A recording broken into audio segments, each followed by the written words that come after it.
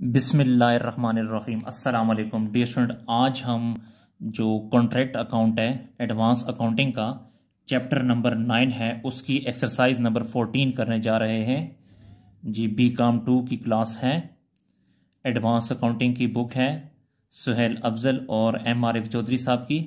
Chapter number 9 है और exercise number है 14।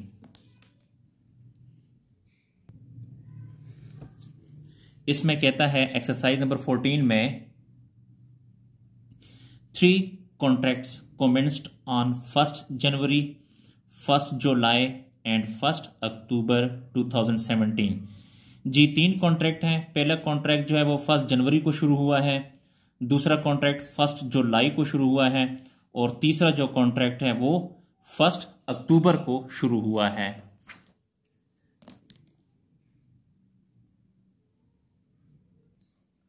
जी डियर स्टूडेंट, मैं आपको यहाँ पे बताता चलूँ कि जो पहला जो कॉन्ट्रैक्ट है वो 1 जनवरी को शुरू हुआ है, तो इसका मतलब ये है कि ये जो कॉन्ट्रैक्ट है ये 12 महीनों का है, यानी पूरे साल का है। दूसरा जो है 1 जुलाई से शुरू हुआ है, तो 1 जुलाई से लेकर 31 दिसंबर तक 6 महीने बनते हैं, तो जो सेकंड कॉन्ट्रैक्ट है वो 6 महीने का है। तीसरा कॉन्ट्रैक्ट जो 1 अक्टूबर को शुरू हुआ है, तो 1 अक्टूबर से लेकर दिसंबर तक 3 महीने बनते हैं, तो तीसरा जो कॉन्ट्रैक्ट है वो 3 महीने का है। Respectively were undertaken by a contractor and their accounts on 31 December 2017 showed the following position. जी ये कॉन्ट्रैक्ट नंबर 1 है, ये कॉन्ट्रैक्ट नंबर 2 है और ये कॉन्ट्रैक्ट नंबर 3 है। तो हमने एक ही कॉन्ट्रैक्ट अकाउंट बनाना है और उसमें हमने 3 कॉलम बनाने हैं जिसमें कॉन्ट्रैक्ट नंबर 1, 2 एंड 3 लिखना होगा। तो कॉन्ट्रैक्ट प्राइस है जी डियर स्टूडेंट, मैंने आपको पहले बताया था कॉन्ट्रैक्ट प्राइस से हमारा कोई काम नहीं होता। एक्सपेंडिचर्स हैं, मटेरियल एक्सपेंस है, कॉन्ट्रैक्ट अकाउंट के डेबिट साइड पे लिखेंगे, क्योंकि मैंने आपसे कहा था कि जितने भी एक्सपेंसेस होते हैं या जितने भी ओपनिंग अकाउंट्स होंगे उनको आपने डेबिट साइड पे लिखना है, और वर्क सर्टिफाइड और वर्क अनसर्टिफाइड और जितने भी क्लोजिंग अकाउंट्स होंगे उनको आपने क्रेडिट साइड पे लिखना है। तो वेजेस हैं, ये भी एक्सपेंस है, डेबिट साइड पे लिखेंगे। जनरल चार्जेस ये भी एक्सपेंस है, डेबिट साइड पे लिखेंगे। प्लांट इंस्टॉल्ड एक्सपेंस है, डेबिट साइड पे लिखेंगे। मटेरियल्स इन हैंड, जी देखें अब ये मटेरियल इन हैंड है, इसका मतलब ये है कि ये क्लोजिंग है, तो क्लोजिंग यानी एंडिंग मटेरियल है, इसको आपने क्रेडिट साइड पे लिखना है। वेजेस एक्रूड, जी वेजेस एक्रूड जो है ये एक्सपेंस है, इसको भी आपने डेबिट साइड पे लिखना है। और अगर हमने बैलेंस शीट बनाई तो इसको लाइबिलिटी साइड पर भी लिखना है, क्योंकि वेजेस एक्रूड का मतलब है वेजेस हमने पे करनी है। जी उसके बाद वर्क सर्टिफाइड, वर्क सर्टिफाइड को आपने क्रेडिट साइड पे लिखना है। Cash received in respect there of, ये कैश रिसीव्ड है। उसके बाद work finished but not certified, यानी वर्क अनसर्टिफाइड, जो वर्क अनसर्टिफाइड होता है इसको आप कॉन्ट्रैक्ट अकाउंट के क्रेडिट साइड पे लिखते हैं। जी आगे ये बताता है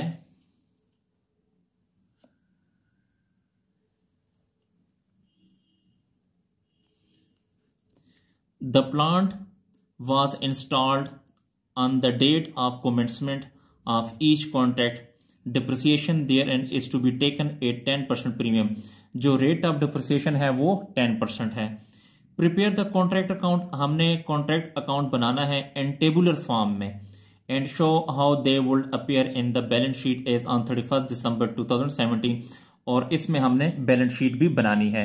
जी पहले हम कॉन्ट्रैक्ट अकाउंट बनाएंगे और उसके बाद हम बैलेंस शीट बनाएंगे।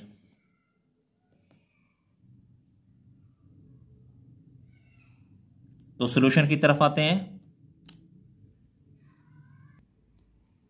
जी, तो सॉल्यूशन की तरफ बढ़ते हैं।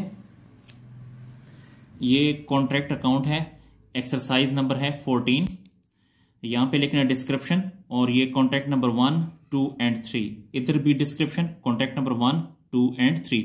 ये जो डेबिट साइड है इस साइड पे एक्सपेंसेस लिखने हैं और ओपनिंग अकाउंट्स लिखने हैं। ये जो क्रेडिट साइड है इस साइड पे आपने एंडिंग यानी क्लोजिंग अकाउंट्स लिखने हैं और वर्क सर्टिफाइड और वर्क अनसर्टिफाइड लिखना है। तो एक्सरसाइज की तरफ देखें जी, बुक ओपन करें। तो सबसे पहले है मटेरियल एक्सपेंस है, डेबिट साइड पे लिखें। मटेरियल है कॉन्ट्रैक्ट नंबर 1 में 72,000। नंबर 2 में 58,000, नंबर 3 में है 20,000। उसके बाद जो है वेजेस पेड हैं, वेजेस भी एक्सपेंस है, डेबिट साइड पे लिखेंगे वेजेस पेड। कॉन्ट्रैक्ट नंबर 1 में है 1,10,000, कॉन्ट्रैक्ट नंबर 2 में 1,12,400, कॉन्ट्रैक्ट नंबर 3 में है 14,000।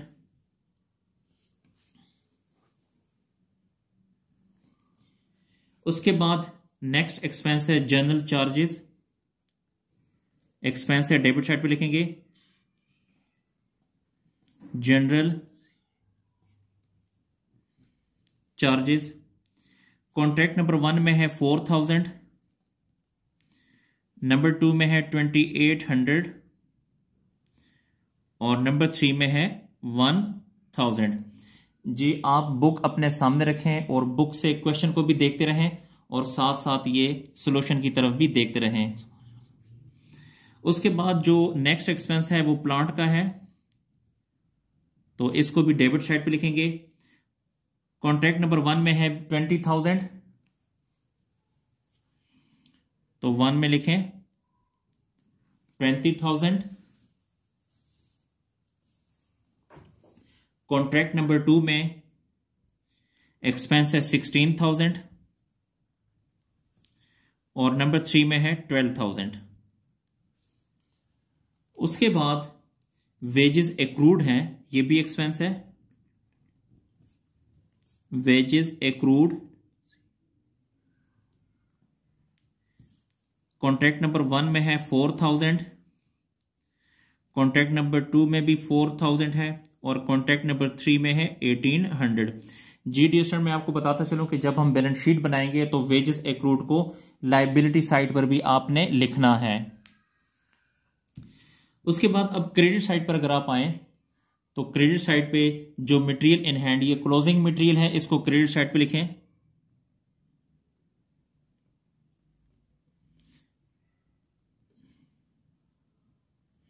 मटेरियल इन हैंड है, कॉन्ट्रैक्ट नंबर 1 में है 4,000, नंबर 2 में भी 4,000 और कॉन्ट्रैक्ट नंबर 3 में है 2,000।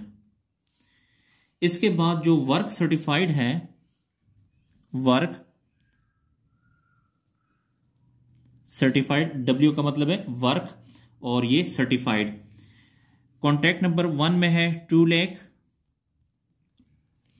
कॉन्ट्रैक्ट नंबर 2 में है 1,60,000, कॉन्ट्रैक्ट नंबर 3 में है 33,000।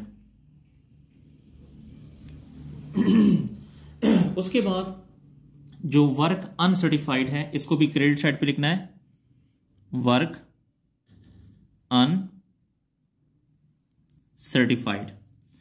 वर्क अनसर्टिफाइड कॉन्ट्रैक्ट नंबर 1 में है 6,000, कॉन्ट्रैक्ट नंबर 2 में है 8,000, कॉन्ट्रैक्ट नंबर 3 में है 2,100। जी उसके बाद अब हम प्लांट पे जो डिप्रिसिएशन है वो चार्ज करते हैं। तो कॉन्ट्रैक्ट नंबर 1 का जो प्लांट है, अगर आप देखें ये प्लांट कॉन्ट्रैक्ट नंबर 1 का कितना है 20,000, तो यहां पे लिखेंगे प्लांट है 20,000, इसमें से लेस करेंगे डिप्रिसिएशन, तो 20,000 का 10% होता है 2,000, तो 2,000 को लेस कर देंगे।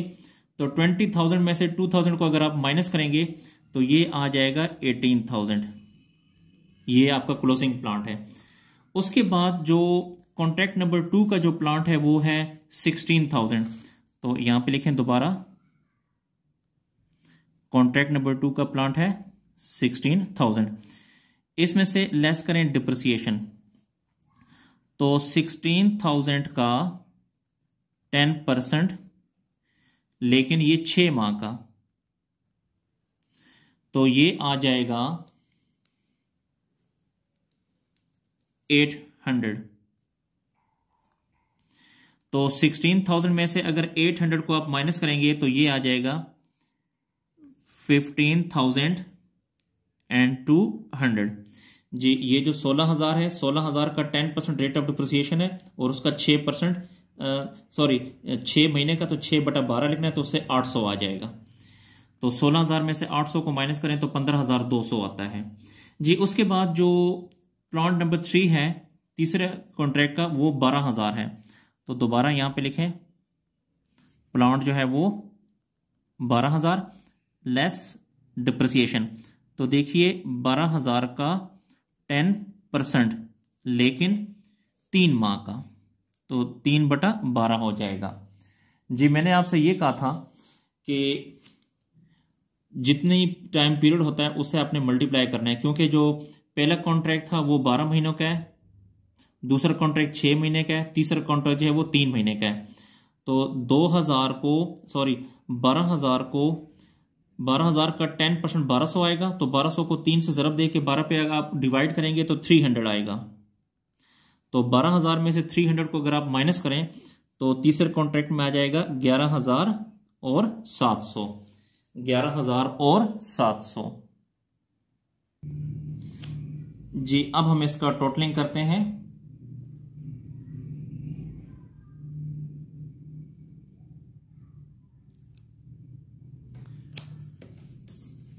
ये जो कॉन्ट्रैक्ट नंबर 1 है, अब आपने देखना है ये पहला कॉलम जो है ये कॉन्ट्रैक्ट नंबर 1 का है डेबिट साइड पे, और ये भी जो है क्रेडिट साइड पे जो पहला कॉलम है ये भी कॉन्ट्रैक्ट नंबर 1 का है। तो अब आपने देखना है इन दोनों में से, इस कॉलम में से और इस कॉलम में से कौन सी अमाउंट बड़ी है, तो ये वाली बड़ी है। तो प्लस करें 4,000 प्लस 2 लाख प्लस 6,000 और प्लस 18,000, तो ये आ जाएगा 2,28,000।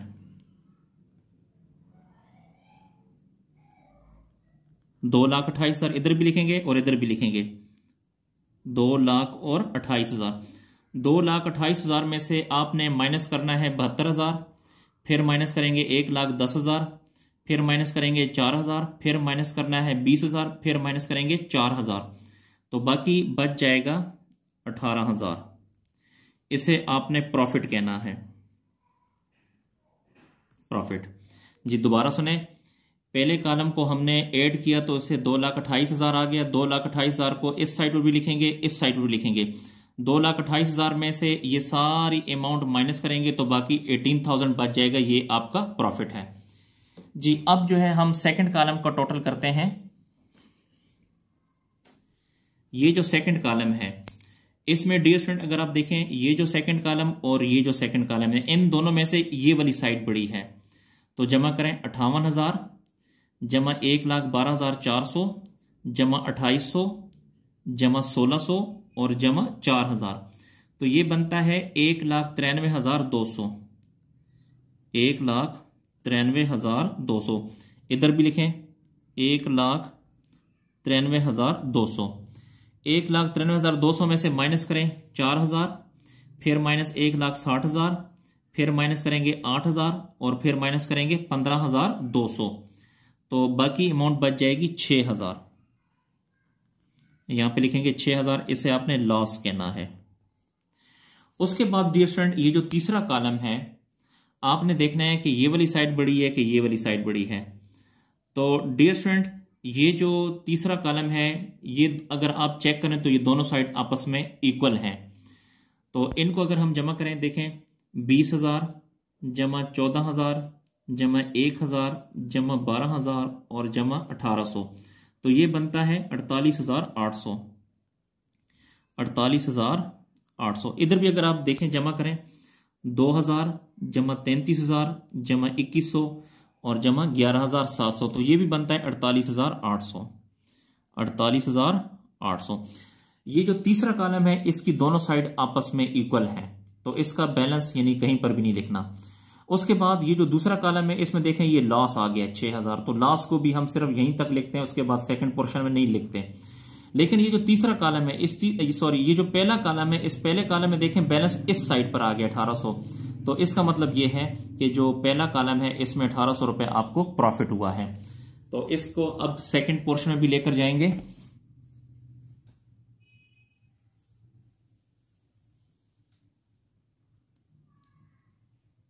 जी ये इसका सेकंड पोर्शन है।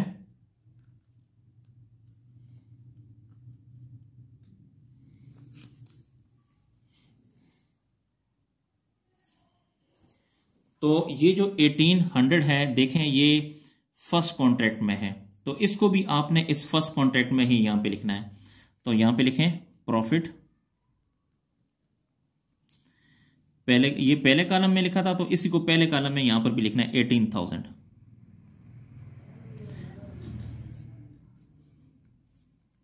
यही 18,000 यहां पर भी लिखेंगे, यही 18,000 यहां पे नंबर 1 में लिखना है।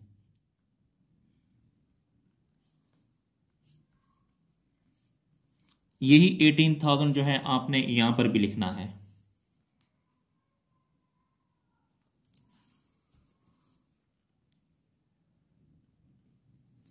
और ऊपर लिखेंगे प्रॉफिट एंड लॉस अकाउंट। जी 18,000 का आपने 2/3 लेना है रूल के मुताबिक। तो 2/3 जो है इसका आएगा 12,000। जी अब इसको आपने मल्टीप्लाई करना है cash receive divide by work certified. तो कैश रिसीव अगर आप क्वेश्चन में देखें तो वो 1.5 लाख है, तो यहां पे लिखें 1.5 lakh divide by work certified, ये फार्मूला है। तो वर्क सर्टिफाइड अगर आप क्वेश्चन में देखें तो वो 2 लाख है। इसको हमने इसलिए cash receive divide by work certified से किया है मल्टीप्लाई, क्योंकि हमारे पास वो जो परसेंटेज होती है वर्क सर्टिफाइड की वो गिवन नहीं है। तो जब भी हमारे पास वर्क सर्टिफाइड की परसेंटेज गिवन ना हो तो आपने इसको cash receive divide by work certified से मल्टीप्लाई करना है। तो इससे आ जाएगा 9,000, यानी प्रॉफिट हमें हुआ है 9,000। 18,000 में से 9,000 को अगर आप माइनस करेंगे तो बाकी बच जाएगा 9,000। इसे आपने रिजर्व कहना है, रिजर्व। जी डियर स्टूडेंट, हमारा जो कॉन्ट्रैक्ट अकाउंट है वो कंप्लीट हुआ। अब हम इस क्वेश्चन की रिक्वायरमेंट के मुताबिक इसकी बैलेंस शीट बनाते हैं।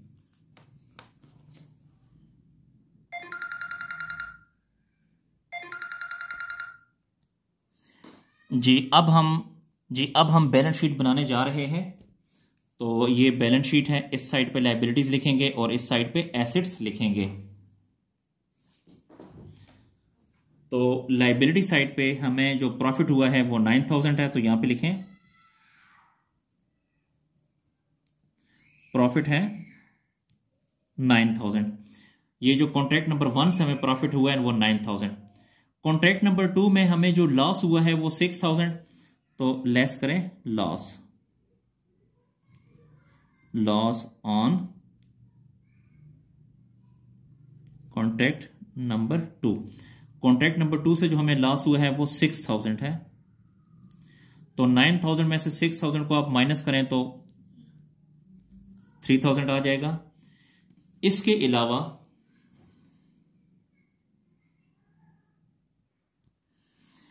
अलावा जो वेजेस एक्रूड है वो भी लायबिलिटी है, तो यहां पे लिखेंगे वेजेस एक्रूड।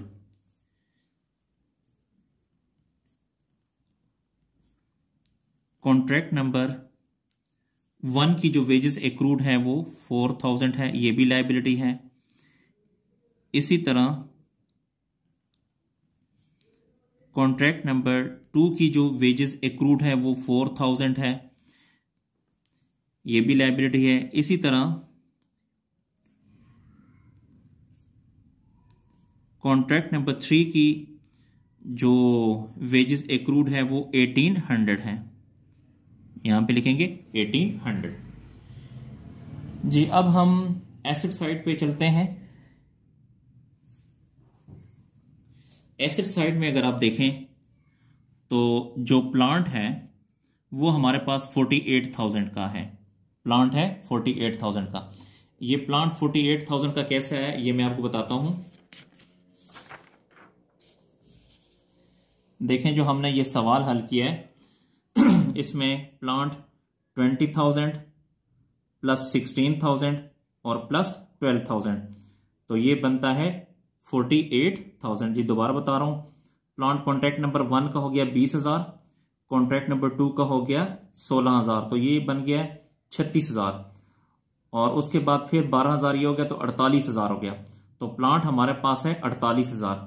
इनर कॉलम में प्लांट लिखेंगे 48,000, तो यहां पे लिखें प्लांट है टोटल 48,000। इसमें से लेस करते होते हैं डिप्रिसिएशन। तो डिप्रिसिएशन देखें, डिप्रिसिएशन जो है, पहला डिप्रिसिएशन है 2000, दूसरा है 800 और तीसरा डिप्रिसिएशन है 300। तो ये टोटल बनता है, सॉरी जी मैं दोबारा बता रहा हूं, पहला डिप्रिसिएशन है 2000, दूसरा डिप्रिसिएशन है 800, तो 2000 और 800 2800 हो गया। तीसरा डिप्रिसिएशन है 300, तो 2800 और 300 3100 हो गया।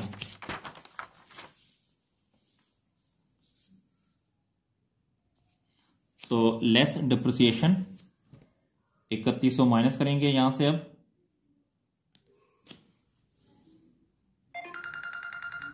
3100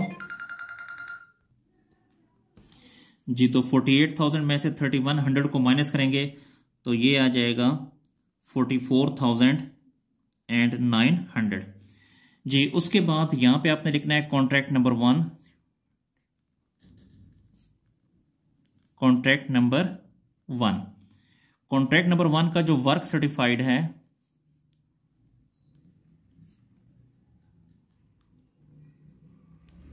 वर्क सर्टिफाइड की अमाउंट है कॉन्ट्रैक्ट नंबर 1 की 2 लाख। इसके साथ प्लस करेंगे वर्क अनसर्टिफाइड, वो है 6,000। 2 लाख जमा 6,000, तो ये आ जाएगा 2 लाख और 6,000। इसमें से माइनस करेंगे रिजर्व। कॉन्ट्रैक्ट नंबर 1 का जो रिजर्व है वो 9,000 है। तो 2,06,000 में से 9,000 को अगर आप माइनस करें तो बाकी बचता है 197 एंड 000 जी। उसके बाद इसमें से माइनस करना है कैश रिसीव्ड। कॉन्ट्रैक्ट नंबर 1 की जो कैश रिसीव्ड है वो 1.5 लाख है। तो इसमें से ये माइनस करेंगे तो आ जाएगा 47,000 जी। ये था कॉन्ट्रैक्ट नंबर 1 की कैलकुलेशन। अब हम करते हैं कॉन्ट्रैक्ट नंबर 2 की कैलकुलेशन। तो यहां पे लिखें कॉन्ट्रैक्ट नंबर 2, कॉन्ट्रैक्ट नंबर 2 जी। कॉन्ट्रैक्ट नंबर 2 में भी जो कॉन्ट्रैक्ट नंबर 2 का वर्क सर्टिफाइड है वो लिखें वर्क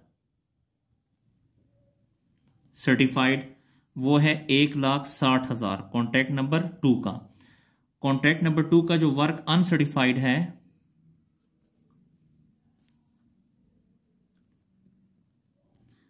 वो है 8,000। तो 1,60,000 जमा 8,000, तो ये आ जाएगा 1,68,000। इसमें से माइनस करेंगे रिजर्व जी, रिजर्व नहीं है तो यही 1,68,000 यहां पर आ जाएगा। इसमें से आपने माइनस करना है कैश रिसीव्ड। कॉन्ट्रैक्ट नंबर 2 की जो कैश रिसीव्ड है वो 1,20,000 है। अगर आप क्वेश्चन में देखें तो 1,68,000 में से 1,20,000 को अगर आप माइनस करें तो बाकी बचता है 48,000 जी। उसके बाद जो कॉन्ट्रैक्ट नंबर 3 है, अब हम उसकी कैलकुलेशन करते हैं।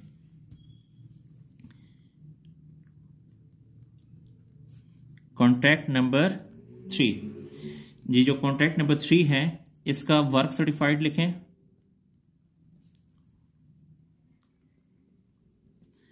वर्क सर्टिफाइड है 33,000, प्लस करेंगे वर्क अनसर्टिफाइड। कॉन्ट्रैक्ट नंबर 3 का जो वर्क अनसर्टिफाइड है वो 2100 है। इन दोनों को प्लस करेंगे तो आ जाएगा 35,100। इसमें से लेस करेंगे रिजर्व। रिजर्व कुछ भी नहीं है तो 35,100 में से ये नील माइनस करेंगे तो वही आएगा 35,100। 35,100 में से लेस करें कैश रिसीव्ड। तो कॉन्ट्रैक्ट नंबर 3 की जो कैश रिसीव्ड है वो 27,000 है। तो इसमें से ये माइनस करेंगे तो आ जाएगा 8,100। जी इसके अलावा हमारे पास एक और भी एसेट है कॉन्ट्रैक्ट अकाउंट के क्रेडिट साइड पर, अगर आप देखें तो मटेरियल इन हैंड, ये भी हमारा एसेट है, material in hand. Material in hand जो कॉन्ट्रैक्ट नंबर 1 है, कॉन्ट्रैक्ट नंबर 1 का जो मटेरियल इन हैंड है वो 4000 है। कॉन्ट्रैक्ट नंबर 2 का जो मटेरियल इन हैंड है वो भी 4000 है। ये सारी इंफॉर्मेशन कॉन्ट्रैक्ट अकाउंट में भी लिखी है और जो क्वेश्चन है उसमें भी लिखी हुई हैं। कॉन्ट्रैक्ट नंबर 3 का जो मटेरियल इन हैंड है वो 2000 है। जी डियर स्टूडेंट, हमने रिलेवेंट इंफॉर्मेशन जो है बैलेंस शीट में लिख दी है। याद रहे कि इसकी बैलेंस शीट टैली नहीं होती, बल्कि इसमें हमने रिलेवेंट इंफॉर्मेशन लिखनी होती है। तो ये हमारी बैलेंस शीट है।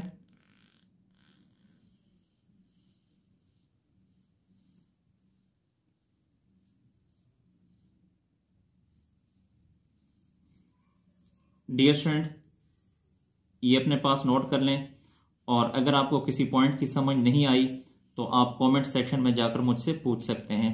और कोशिश करें डियर स्टूडेंट के इन वीडियोस को अपने दोस्तों के साथ और क्लास फेलो के साथ भी शेयर करें, ताकि वो भी इससे फ़ायदा हासिल कर सकें। जी बहुत शुक्रिया, अल्लाह हाफिज़।